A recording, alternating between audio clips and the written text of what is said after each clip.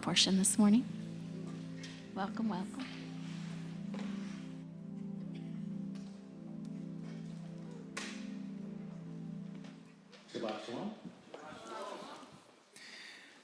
Well, recently I had the honor of participating in a conference in Ottawa where Christians and Jews discussed how to combat anti-Semitism in Canada.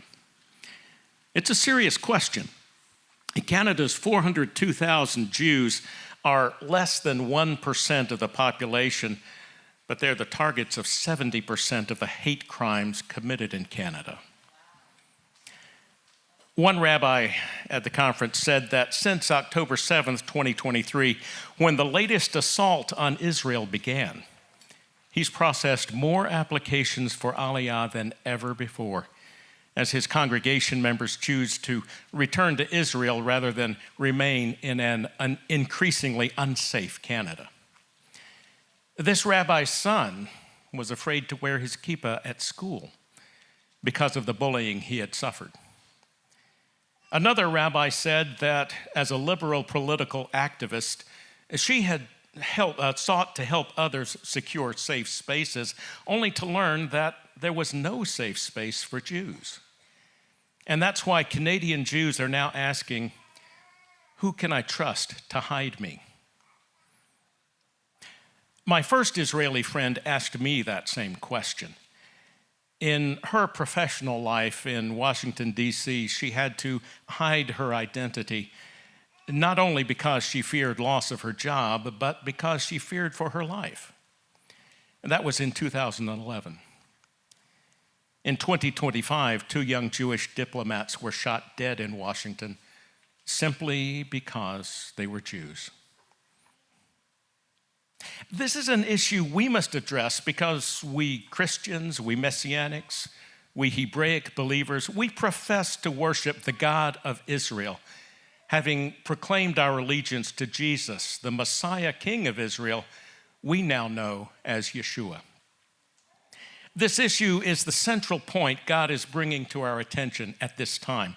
That's why I wrote a book about it called Christian Zionism 101, 10 Reasons Christians Should Support Israel and the Jewish People. Now, Paul addressed this with the non-Jewish believers in Rome. He reminded them that the Jews had great advantages, even though many had not received revelation of Yeshua as Messiah.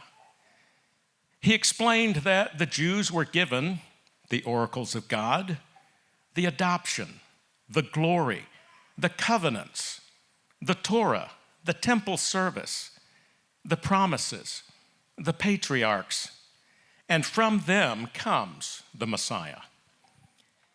Paul rebuked the Romans for boasting against the natural branches of Israel's olive tree into which they were grafted by the grace and mercy of God. The lesson is that we have been shown mercy so that we can show mercy to the Jewish people. This is part of the process by which all Israel will be saved, both the natural branches and the wild branches. Now, Paul also teaches us that the gifts and callings of God are irrevocable. That means the Jewish people still have the gifts and callings God placed on them when he called Abraham to father the covenant nation of Israel. Their survival as the visible remnant of Israel is testimony to the world that there is a God who keeps his promises and will bring final redemption to Israel and the nations. So how do we know God is in this, especially since most Jews still don't recognize Yeshua as Messiah? Well, because God said so. In Leviticus, he explains that his covenant people will walk away from him and they will suffer the consequences. Yet there's hope, because in Leviticus 26, God says this, "But if they confess their iniquity and that of their fathers, in the treachery they committed against me, and how they walked contrary to me. And in return I walked contrary to them and brought them into the land of their enemies. And if at that time their uncircumcised heart becomes humbled, so that they accept the punishment for their iniquity.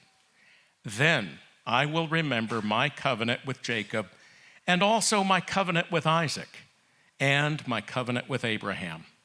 And I will remember the land.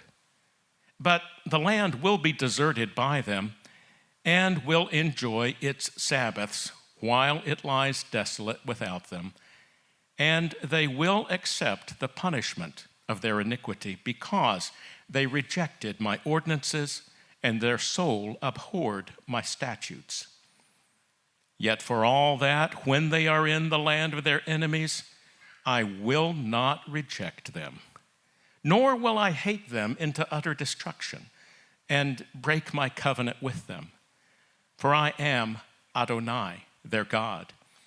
But for their sake I will remember the covenant of their ancestors, whom I brought out of the land of Egypt in the sight of the nations, that I might be their God.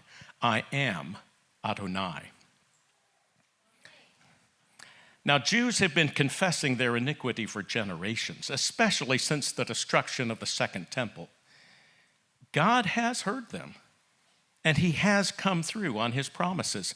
They are back in the promised land of Israel, and many are awakening to their spiritual identity and destiny. I've seen this with my own eyes, and I'm confident that the covenant-keeping God of Israel will finish his work, his kingdom work, in and through the Jews and their allies. It's all about God, and it always has been. When he sealed the covenant with Abraham, he swore by himself, because there was no higher name on which he could call. Knowing Abraham's seed would fall away, he promised he would remember the covenant for their sake and would never reject them, never hate them into destruction, and never break his covenant with them. That's why the Jewish people are still with us, and why they are now a nation in the land of their inheritance. If God has come through with this much of his promises to the Jews, then why should we doubt whether he would come through on all the rest? More importantly, we as Christians are called to take part in this process by connecting with the Jewish people and learning how we can help.